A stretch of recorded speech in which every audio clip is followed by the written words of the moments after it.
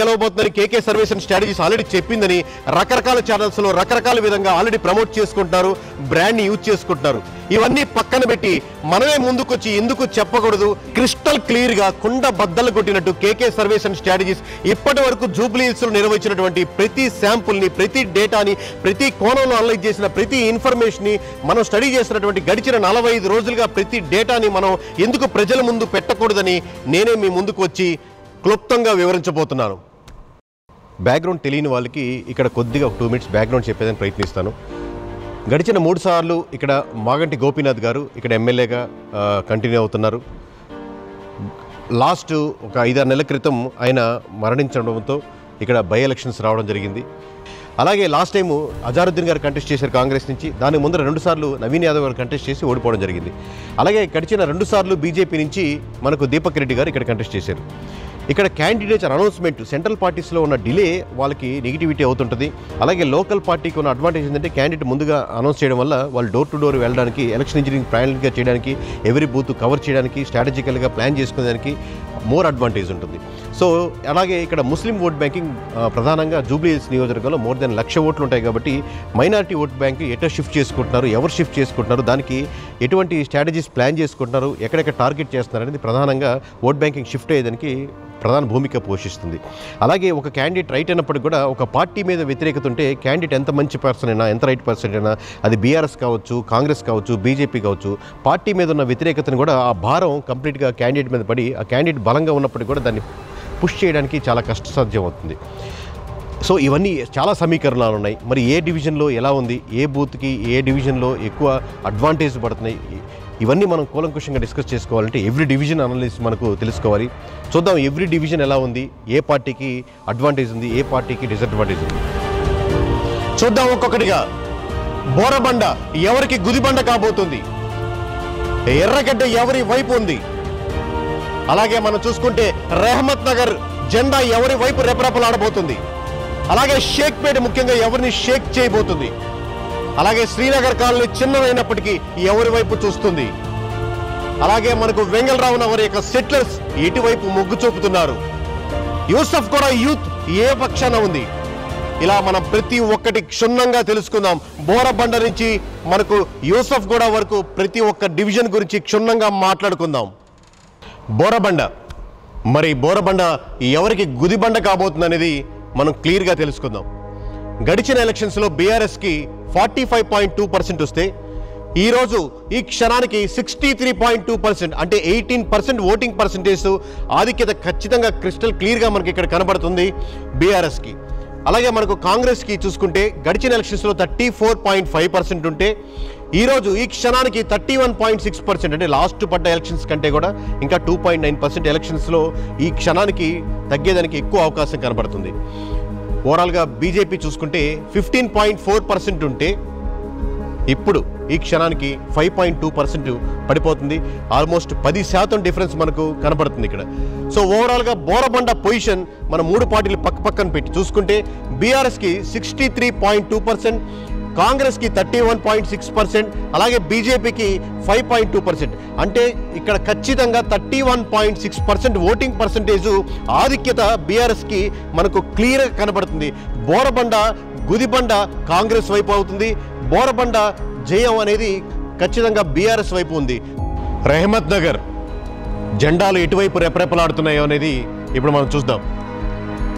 ఇక్కడ బీఆర్ఎస్ గడిచిన ఎలక్షన్స్లో 44.7% ఉంటే ఇప్పుడు ఈ క్షణానికి 45.6%. అంటే ఆల్మోస్ట్ సేమ్గా ఉంది. లాస్ట్ ఎలక్షన్స్కి ఈ ఎలక్షన్స్కి ఈ ఎలక్షన్కి పెద్ద డిఫరెన్స్ లేదు. దాదాపుగా 0.19% అంటే దాదాపు 1% మాత్రమే డిఫరెన్స్ చూపించబడుతుంది. అదే కాంగ్రెస్కి వచ్చే పనితే రెహమత్ నగర్లో 35.5% లాస్ట్ ఎలక్షన్స్లో ఉంటే ఈ ఎలక్షన్స్లో 51.1%. అంటే ఖచ్చితంగా 15.6% లాస్ట్ ఎలక్షన్స్ కంటే కూడా ఎక్కువ ఈసారి ఓటింగ్ పర్సంటేజ్ ఇంక్రీజింగ్ కనపడుతుంది ఇక్కడ కాంగ్రెస్కి. అలాగే బీజేపీకి వచ్చే పనితే ఇక్కడ లాస్ట్ ఎలక్షన్స్లో 15.3% ఉంటే ఈ ఎలక్షన్స్లో పూర్తిగా 3.3% అంటే దాదాపుగా 12% గడిచిన ఎలక్షన్స్ కంటే పడిపోయి కేవలం ఇక్కడ 3.3% వచ్చింది రెహమత్ నగర్లో బీజేపీకి. సో ఓవరాల్గా ఇప్పుడు రెహమత్ నగర్ చూసుకుంటే బీఆర్ఎస్కి 45.6%, అలాగే కాంగ్రెస్కి 51.1%తో ఖచ్చితంగా రెహమత్ నగర్ %% పైనే నాకు వస్తుందని కాంగ్రెస్ కంఠాపదంగా క్లారిటీగా క్రిస్టల్ క్లియర్గా ఇక్కడ చెప్పేదానికి అవకాశం ఉంది. ఓటింగ్ పర్సెంట్లో రెహమత్ నగర్ మోర్ దెన్ ½ వస్తుందని. అలాగే బీజేపీకి ఇక్కడ కేవలం 3.3% వస్తుంది. అంటే ఓవరాల్గా కాంగ్రెస్కి వచ్చే మార్జిన్ బీఆర్ఎస్ కంటే కూడా మోర్ దెన్ 5% ఇక్కడ మనకు ఖచ్చితంగా క్రిస్టల్ క్లియర్గా కనబడుతుంది. సో ఇది రెహమత్ నగర్ పొజిషన్. శ్రీనగర్ కాలనీ సోమాజిగూడ డివిజన్లో శ్రీనగర్ కాలనీ కూడా దీనికి ఎందుకు వస్తుంది? అన్ని డివిజన్ల కల్లా తక్కువ ఓట్ బ్యాంకింగ్ ఉన్నటువంటి ఈ శ్రీనగర్ కాలనీలో ఎలా ఉందంటే 2023లో దాదాపుగా 44.1% ఉన్నటువంటి బీఆర్ఎస్ ఈరోజు 61.9 అంటే దాదాపుగా 62% ఓటింగ్ పర్సంటేజ్ ఎరిగింది. అంటే దాదాపుగా 17.8% ఓటింగ్ పర్సంటేజ్ మనకు ఇక్కడ ఖచ్చితంగా ఇంక్రీజ్ కనబడుతుంది. అలాగే ఇక్కడ మనం కాంగ్రెస్ చూసుకుంటే 38.2 గడిచిన ఎలక్షన్స్లో ఉంటే ఇప్పుడు శ్రీనగర్ కాలనీలో 33.333 ఇక్కడ కరెంట్ పొజిషన్ కనబడుతుంది. అంటే దాదాపుగా 4.9% అంటే 5% వరకు గడిచిన ఎలక్షన్స్ కంటే కూడా ఓటింగ్ పర్సంటేజ్ ఇక్కడ తగ్గుదల కనబడుతుంది. అలాగే మనకు బీజేపీకి వస్తే ఇక్కడ 14.6% లాస్ట్ టైం 2023లో ఉంటే ఇప్పుడు కరెంట్ పొజిషన్ 4.8% అంటే దాదాపుగా 10% వరకు కోల్పోతుంది ఓటింగ్ పర్సంటేజ్లో బీజేపీ. సో ఇప్పుడు ఓవరాల్గా శ్రీనగర్ కాలనీ చూసుకుంటే బీఆర్ఎస్కి 61.9%, 33.3% కాంగ్రెస్కి, బీజేపీకి 4.8%. అలాగే ఎంఐఎం కంప్లీట్ కాంగ్రెస్ సపోర్ట్ చేస్తుంది కాబట్టి ఇక్కడ 0 కన్సిడర్ చేయడం జరుగుతుంది. అలాగే అదర్స్ 1 to 2% లోపలే ఉంది కాబట్టి అన్ని డివిజన్ లాగా ఇక్కడ కూడా 0 కన్సిడర్ చేస్తున్నాం. సో అంటే ఓవరాల్గా బీఆర్ఎస్కి 28.6% మార్జిన్ ఓటింగ్ పర్సంటేజ్లో ఓన్లీ శ్రీనగర్ కాలనీ వరకు మనకు ఖచ్చితంగా ఇక్కడ మంచి మార్జిన్ కనబడుతుంది. సో ఓవరాల్గా బీఆర్ఎస్కి ఇక్కడ 28.6% మార్జిన్ ఓటింగ్ పర్సంటేజ్లో చిన్నదైనప్పటికీ కూడా దీంట్లో ఎక్కువ మార్జిన్ మనకు చూపించగలుగుతుంది. ఇది సోమాజిగూడ డివిజన్ పొజిషన్. వెంగళరావు నగర్ మొత్తం నియోజకవర్గంలో ఎక్కువ సెటిలర్స్ ఉన్నటువంటి నియోజకవర్గం వెంగళరావు నగర్. సో ఇప్పుడు చూద్దాం, బీఆర్ఎస్కి గడిచిన ఎలక్షన్స్లో 45.4% వస్తే ఇప్పుడు కరెంట్ పొజిషన్ 46.1%. అంటే దాదాపుగా సేమ్గా ఉంది, పెద్ద మార్పు లేదు గడిచిన ఎలక్షన్స్కి ఈ ఎలక్షన్స్కి. అలాగే కాంగ్రెస్ తీసుకుంటే మనం 36.5% లాస్ట్ టైం వస్తే ఈసారి బాగా పెంచుకుంటుంది. దాదాపుగా 48.5% ఓటింగ్ పర్సంటేజ్ వచ్చేదానికి అవకాశం ఉంది. అంటే దాదాపుగా 12% ఇంక్రీజ్ ఉంది గడిచిన ఎలక్షన్స్తో కంపేర్ చేసుకుంటే. ఓవరాల్గా మనం చూసుకుంటే బీఆర్ఎస్కి ఇక్కడ 46.1% ఉంటే కాంగ్రెస్కి 48.5% ఉంది. అలాగే బీజేపీకి ఇక్కడ 5.5% ఉంది. సో ఇక్కడ ఖచ్చితంగా దాదాపుగా 2% ఓట్ బ్యాంకింగ్ మార్జిన్తో అడ్వాంటేజ్తో కాంగ్రెస్ ముందంజలో ఉంది. ఓవరాల్గా వెంగళరావు నగర్ సెటిల్స్ ఎక్కువగా ఉన్నటువంటి డివిజన్ ఇది మొత్తం నియోజకవర్గంలో. సో వెంగళరావు నగర్లో మనకు ఖచ్చితంగా 48.5%తో ఇప్పటికైతే కాంగ్రెస్ అడ్వాంటేజ్లో ముందంజలో ఉందని మనం ఖచ్చితంగా చెప్పుకోవచ్చు. ఇప్పుడు మనం చూద్దాం ఎర్రగడ్డ ఎవరి వైపు ఉందనేది క్రిస్టల్ క్లియర్గా మనం 1 by 1 తెలుసుకుందాం. గడిచిన ఎలక్షన్స్లో బీఆర్ఎస్కి ఇక్కడ 45.8% అంటే 2023లో 45.8% ఉంటే ఇప్పుడు 61.6% అంటే 15.8% క్రిస్టల్ క్లియర్గా ఆధిక్యత కనపడుతుంది. గడిచిన ఎలక్షన్స్ కంటే కూడా ఇంకా మెరుగ్గా ఇక్కడ బీఆర్ఎస్ మనకు చూడగలుగుతున్నాం. అలాగే మనకు ఎర్రగడ్డలో కాంగ్రెస్ పరిస్థితికి వస్తే 2023లో 32.4% ఉంటే ఇప్పుడు కరెంట్ పొజిషన్ 31.7% అంటే చిన్న డిఫరెన్స్తో మాత్రమే ఉంది. 0.7%తో గడిచిన ఎలక్షన్స్ కంటే తగ్గుదల కనపడుతుంది కాంగ్రెస్ పార్టీకి. అలాగే ఇక్కడ మనం బీజేపీకి వస్తే 14.3% 2023లో ఉంటే దాంట్లో సగం భాగం పడిపోయింది. ఆల్మోస్ట్ 6.7% అంటే 7.6% తగ్గుదల కనపడి ఇప్పుడు కేవలం 6.7% మాత్రమే ఉంది. ఓవరాల్గా చూసుకుంటే ఎర్రగడ్డలో కంప్లీట్గా ఇప్పటి పొజిషన్ 61.6% బీఆర్ఎస్కి ఉంటే 31.7% కాంగ్రెస్కి ఉంది. అలాగే బీజేపీకి 6.7% ఉంది. ఎంఐఎం కంప్లీట్గా కాంగ్రెస్ సపోర్ట్ చేస్తుంది కాబట్టి అది 0గా చేశాం. అలాగే అదర్స్కి ఇక్కడ చాలా తక్కువ అంటే 2 నుంచి 1 లోపల వస్తుంది. ఎక్కువ మంది కంటెస్ట్ చేస్తున్నప్పటికీ దాన్ని మనం కన్సిడర్ చేయట్లేదు, తక్కువ శాతం ఉంది కాబట్టి. సో ఓవరాల్గా ఇక్కడ చూసుకుంటే 29.9% బీఆర్ఎస్కి క్రిస్టల్ క్లియర్గా ఇక్కడ మంచి మార్జిన్ కనబడుతుంది. ఈ ఎర్రగడ్డలో ఎవరి వైపు అనేది ఒకవైపే ఉన్నట్టు క్రిస్టల్ క్లియర్గా మనకు 61.6%తో బీఆర్ఎస్ క్రిస్టల్ క్లియర్గా మార్జిన్తో మంచి మార్జిన్తో ముందుకెళ్తుంది. చూద్దాం షేక్పేట్ వైపు. షేక్పేట్ మరి ఈసారి ఎవరిని షేక్ చేయబోతుందో మనం తెలుసుకుందాం. గడిచిన ఎలక్షన్స్లో 2023లో బీఆర్ఎస్కి 33.6% ఉంటే ఇప్పటి కరెంట్ పొజిషన్ 60.1%, 26.5% ఆధిక్యత మనకు ఖచ్చితంగా ఇక్కడ కనబడుతుంది. ఇది చాలా అనూహ్య పరిణామం, ఎందుకంటే షేక్పేట్లో ఈ విధంగా రావడం అనేది మొట్టమొదటిసారి రాబోతుంది. అలాగే కాంగ్రెస్కి 2023లో 37.1% ఉంటే ఈసారి కరెంట్ పొజిషన్ 33% ఉంది. ఇక్కడ ఖచ్చితంగా నేను ఒక విషయం ఎక్స్ప్లెయిన్ చేయాలి. 45 డేస్ బ్యాక్ మేము ఇక్కడ మొదలుపెట్టినప్పుడు డేటాను అనలైజ్ చేస్తున్నప్పుడు ప్రీవియస్ డేటా మేము అబ్జర్వ్ చేసినప్పుడు ఖచ్చితంగా షేక్పేట్ బీఆర్ఎస్ కంటే ముందంజలో ఉంటుంది అన్న ఆలోచనతో అన్న దృక్పథంతో మొదలుపెట్టాం. ఇంకొకటి ఏంటంటే ఎంఐఎం కూడా కంప్లీట్గా సపోర్ట్ చేస్తుంది కాబట్టి ఖచ్చితంగా షేక్పేట్ మటుకు బీఆర్ఎస్ కంటే చాలా ఎక్కువ లీడ్లో ఉంటుంది అనుకున్నాం. బట్ ఓవరాల్గా డేటా ఎవ్రీడే అబ్జర్వ్ చేస్తున్నప్పుడు మీకు ఓవరాల్ కన్సాలిడేట్ చేసినప్పుడు 2023తో పోల్చినప్పటికీ 33% ఈరోజు పొజిషన్ ఉందంటే అంటే దాదాపుగా 4.1% ఇంకా తగ్గుదల కనబడుతుంది. ఏది ఈవెన్ ఎంఐఎం సపోర్ట్ చేస్తున్నప్పటికీ కూడా సో కంప్లీట్గా ఆ ఓట్ బ్యాంకింగ్ ఏదైతే ఉందో సపోర్ట్ చేస్తున్నప్పుడు కూడా అది బీఆర్ఎస్గా కన్వర్ట్ చేసుకుంటుంది అని మనకు క్లారిటీగా ఇక్కడ కనబడుతుంది. అలాగే మనం చూసుకుందాం బీజేపీ వైపు. బీజేపీ 2023లో 15.9% ఇక్కడ కనపడుతున్నాయి. కరెంట్ పొజిషన్ 6.9%, అంటే దాదాపుగా పోయినసారి పడ్డ దాంట్లో సగం భాగం ఓట్ బ్యాంకింగ్ ఇక్కడ కోల్పోతుంది. 9% ఓట్ బ్యాంకింగ్ ఇక్కడ కోల్పోయి అది కేవలం ఇప్పుడు 6.9% ఉంది. సో ఓవరాల్గా షేక్పేట్ మనం చూసుకుంటే బీఆర్ఎస్ కంప్లీట్గా ఇక్కడ మెజారిటీ చూపిస్తుంది. 60.1%తో 60.1%తో మెజారిటీ చూపిస్తుంది. అలాగే కాంగ్రెస్ కేవలం ఇక్కడ 33%తో ఆగిపోతుంది. అలాగే బీజేపీ ఇక్కడ 6.9%తో ఉంది. అలాగే ఇక్కడ ఎంఐఎం కంప్లీట్గా కాంగ్రెస్ సపోర్ట్ చేస్తుంది కాబట్టి అది కన్సిడర్ చేయట్లేదు. అలాగే అదర్స్కి ఇక్కడ 1 to 2% మాత్రం లోపలే ఉంటుంది కాబట్టి అది కూడా మనం కన్సిడర్ చేయట్లేదు. సో ఓవరాల్గా చూసుకుంటే ఇది షేక్పేట్ 27.1%తో బీఆర్ఎస్ క్రిస్టల్ క్లియర్ మార్జిన్ కనబడుతుంది. 60.1%తో షేక్పేట్ని షేక్ చేస్తుంది. యూసఫ్గూడలో యూత్ ఎక్కువ ఉంటారు. సో మొత్తం యూసఫ్గూడ ఎటువైపు మలుతుందో మనం చూద్దాం. గడిచిన ఎలక్షన్స్లో 2023లో 46% యూసఫ్గూడలో ఓటింగ్ పర్సెంటేజ్ ఉంటే కేవలం 1% పెంచుకొని ఇప్పుడు దాదాపుగా 47.1% మాత్రమే బీఆర్ఎస్ ఇక్కడ ఓటింగ్ పర్సెంటేజ్ పెంచుకోగలుగుతుంది. అలాగే మనం కాంగ్రెస్ చూసుకోగలిగితే 2023లో 35.7% ఉంటే ఇప్పుడు దాదాపుగా 45.5%, అంటే 9.8%, అంటే ఓవరాల్గా చూసుకుంటే 10% ఎక్కువ లాస్ట్ ఎలక్షన్స్ కంటే ఈసారి యూసఫ్గూడలో మనకు కనపడుతుంది. అంటే యూసఫ్గూడలో కొంచెం కాంగ్రెస్ వైపు ఎక్కువ మల్లుతున్నారని ఆలోచిస్తున్నారని చూస్తున్నారని మనకు తెలియపరుస్తున్నారు.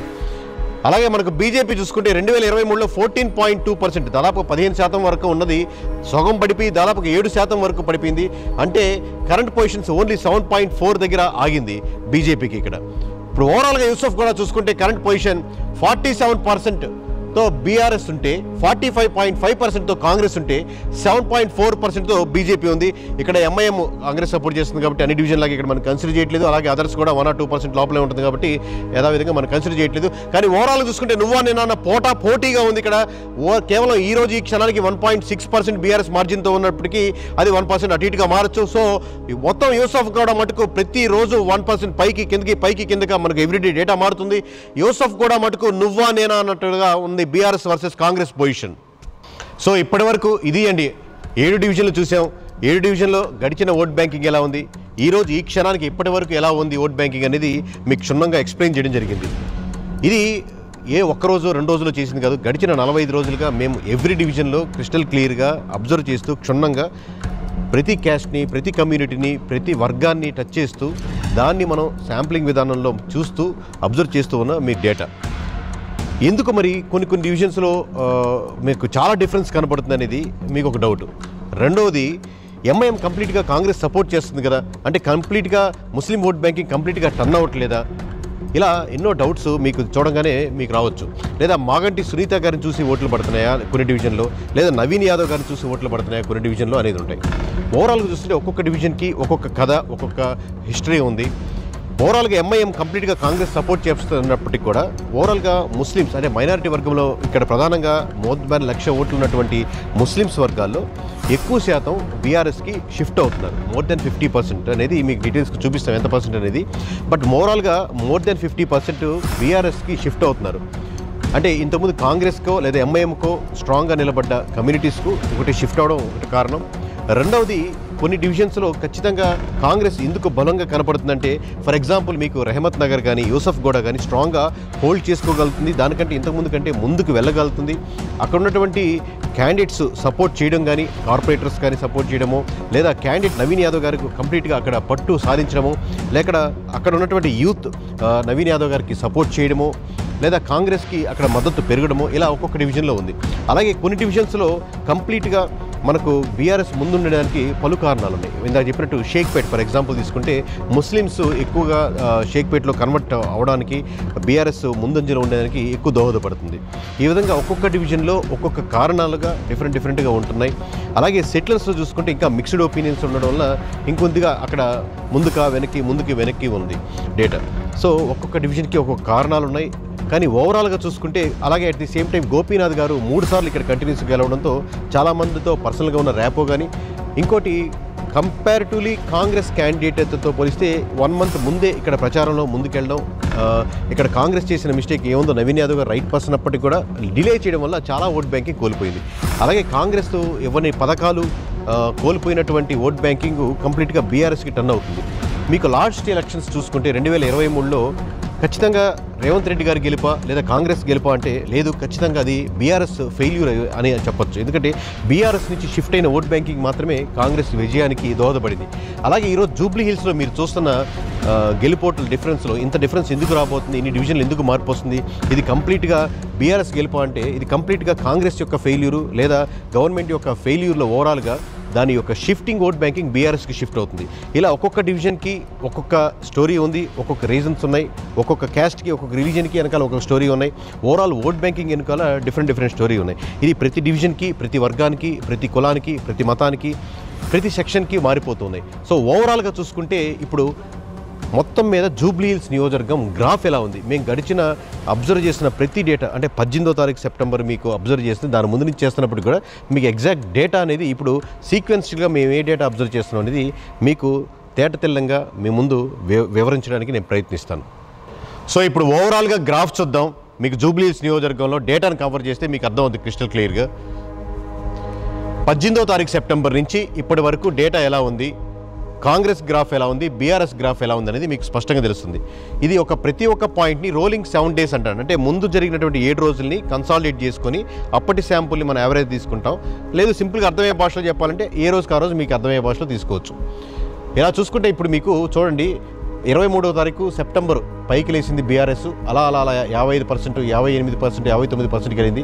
మళ్ళీ ఎప్పుడైతే నవీన్ యాదవ్ గారు టికెట్ అనౌన్స్ చేశారు కాంగ్రెస్ తరపు నుంచి, అక్కడ మీకు క్లోజ్గా మార్జిన్ ఇప్పుడు చూడండి క్లోజ్గా వచ్చింది, అలాగే దగ్గరగా తీసుకొచ్చింది. ఆ టైంలో అన్స్టేబిలిటీ కనపడింది, దగ్గరికి వచ్చింది. కానీ మళ్ళీ గడిచిన 15వ తారీఖు, 16వ తారీఖు, 17వ తారీఖు, 18, 21, 22, 23, 30 తారీఖు వచ్చేసరికి, అంటే మనం ఇప్పుడు రికార్డ్ చేస్తున్న సమయంకి వచ్చేసరికి కరెక్ట్గా దాదాపుగా 17% డిఫరెన్స్ ఉంది. అంటే 37.8 కాంగ్రెస్ ఉంటే 55.2% దాదాపుగా బీఆర్ఎస్ ఉంది. అంటే దాదాపుగా 17-18% మీకు కనపడుతున్నప్పుడు చాలా హ్యూజ్ డిఫరెన్స్ అనమాట. మీకు కంపారిటివ్లీ బీజేపీ మధ్యలో క్యాండిడేట్ అనౌన్స్ చేసినప్పుడు కొద్దిగా పెరిగింది, దాదాపుగా 7%కి వచ్చింది. ఎంఐఎం ఇప్పుడు కన్సిడర్ చేయట్లేదు, ఎందుకంటే కంప్లీట్ కాంగ్రెస్ సపోర్ట్ చేస్తుంది కాబట్టి 17-18% ఇది వెరీ హ్యూజ్ పర్సెంటేజ్. ఇక్కడ 2 ఫ్యాక్టర్స్ మనం కన్సిడర్ చేయొచ్చు. ఒకటి గవర్నమెంట్లో ఉంది కదా, గవర్నమెంట్ అడ్మినిస్ట్రేషన్ పరంగా కానీ రకరకాల విధాలుగా దానికి ఫోర్స్ చేయడానికి కానీ దానికి అడ్వాంటేజ్ ఎక్కువ ఉంటుంది. కరెక్ట్ 100%. సో 3-4% లేదా 3-5% గవర్నమెంట్లో ఉన్న ఏ పార్టీకైనా ఒక యాడ్ అడ్వాంటేజ్ ఉంటుంది, ఆ 3% పుల్ చేయొచ్చు. At the same time other angle ఏంటంటే ఎనీ సర్వే నాట్ ఓన్లీ ఇక్కడండి, ఇండియాలో ఎక్కడ చేసినా మీకు అపోజిషన్ వాళ్ళకి, ఓడిపోతున్న వాళ్ళకి లేదా ఓడిపోయిన ఉన్న వాళ్ళకి దాదాపుగా 50% ఉంది అంటే దాదాపు అది 55% రియాలిటీ అనమాట. అంటే రియాలిటీలో ఉన్నదానికంటే కూడా తక్కువ చెప్తారు. ఎందుకంటే అపోజిషన్లో ఓడిపోయిన ఉన్న వాళ్ళకి మేము ఖచ్చితంగా ఆ పార్టీకి ఓటేస్తాం అని చెప్పిన దానికి డిఫరెన్స్ ఉంటుంది. సో మనకి యాక్చువల్లీ కనపడుతున్న దానికంటే ఇంకా ఎక్కువ ఉండొచ్చు. బట్ రేపు పొద్దున ఎలక్షన్స్ జరిగే దాంట్లో కాంగ్రెస్కున్న అడ్వాంటేజ్ బీఆర్ఎస్కి ఉండదు కాబట్టి అది తగ్గచ్చు. సో ఇక్కడ ఈ కాంగ్రెస్ పెంచుకునే 4%, బీఆర్ఎస్ కనపడిన 4%, ఈ రెండు సమానం అయిపోయి దాదాపుగా ఒక 2-3% ఇదే పర్సెంటేజ్లో రేపు పొద్దున ఆగేదానికి స్కోప్ ఉంది. ఈ రోజు వరకు చూసుకుంటే 17-18% డిఫరెన్స్ ఉందంటే ఇది హ్యూజ్ పర్సెంట్. దీన్ని తిప్పి మలచాలంటే దాదాపుగా అసాధ్యంలాగే ఉంటుంది. 17-18% కనపడుతుందంటే ఈ రోజుకి ఖచ్చితంగా జూబ్లీ హిల్స్లో గెలిచేదానికి బీఆర్ఎస్కే 100% స్కోప్ ఉంటుంది. ఈ క్షణానికి మనకు ఈ డేటా ఇలాగే కనపడే ఇదే ఫ్లో కొనసాగితే మటుకు ఆల్మోస్ట్ ఇంపాసిబుల్ కేసు ఇది రివర్స్ అవ్వడం. సో ఓవరాల్గా ఇదండి జూబ్లీ హిల్స్.